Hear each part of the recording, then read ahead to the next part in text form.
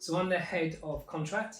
So I look after a small team of people across front, back end development. We've got creative. We have a whole array of roles basically, which you can service an agency from creative client services, strategy. We service everything through product, creative, technology, sales, marketing across technology space overall. So I've lived and breathed for 10 years within your space.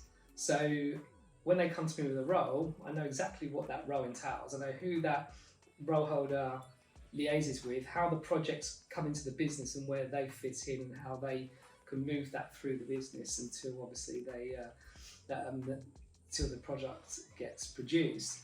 But that's kind of my pitch. Ex-industry, understands the role holder, understands the entire business and how it works.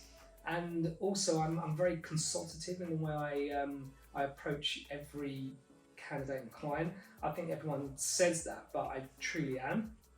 And it's not about the money, and it's never been about the money for me. And I think it does come through in all the conversations I've had, and people generally really enjoy working with me because I generally care, and my phone is never off. So my career goes back 30 years. So I've 10 years in the industry that I recruit in.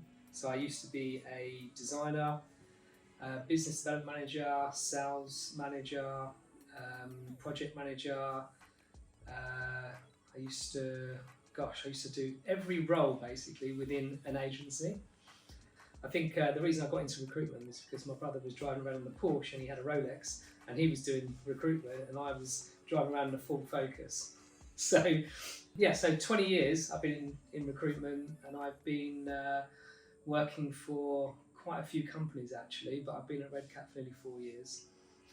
I think we are relatively left alone to be entrepreneurs, whereas in a lot of recruitment companies I've worked for over the years, and I've worked for quite a few, very big, small, similar sort of size to this, we are always told to work in a certain way that sometimes doesn't, one size doesn't fit all, or one way doesn't suit everybody. So I think from here, you've got the fundamentals of the KPIs and the minimum standards that we need to abide by, but we generally work like entrepreneurs, managing directors of our own desk. There's always that point where you're constantly on edge in a recruitment company and you're always worried for your jobs, and that's how it's been in all the companies I've worked for. Even though I've been like top biller in most of the businesses I've worked for, you always feel that you're not good enough. Where here, you're kind of left alone to develop, and yes, we know what our targets have to be, but we are a lot more, say, adult-like in the way we work, because a lot of companies I've worked for previously, you're treated like just that number. It's quite a strange environment, most recruitment companies, where you're whipped and whipped and whipped to the point of where you burn out. Literally from the very beginning, I've always had these three fundamentals. I'm looking at someone. Hunger, I need them to be chomping at the bit when they turn up. So if you're going to go for an interview for a recruitment job, you must show hunger, passion, like excitable, and then the desire to want to do it.